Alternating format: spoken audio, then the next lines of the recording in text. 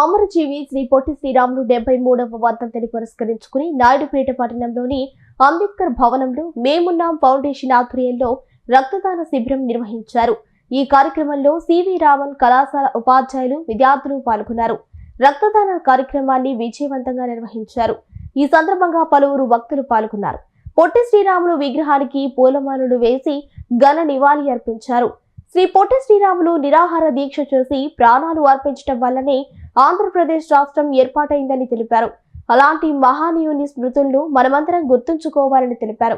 ఈ కార్యక్రమంలో T V Raman, municipal Gadireddy Gopi, medical officer doctor Amarnath, Potlapudi Rajesh, HDFC bank Naidupeta branch సిబ్బంది తదితరులు స్వచ్ఛందంగా పాల్గొన్నారు.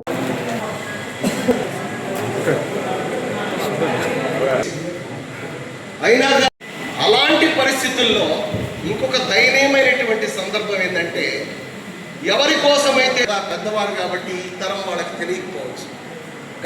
ఘంటసాల వారు వచ్చి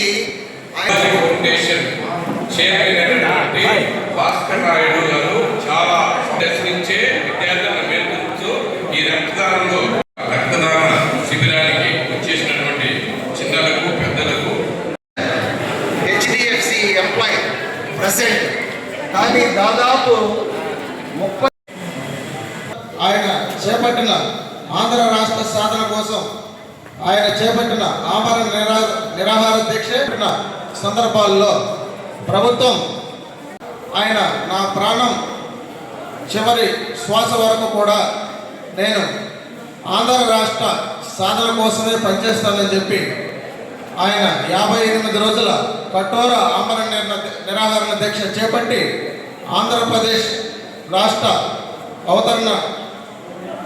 అవతరణ ఏర్పడేదానికి కృషి చేసిన అగ్రగణ్యుడిగా ఆయనకు శిరసాభివందనం వహిస్తూ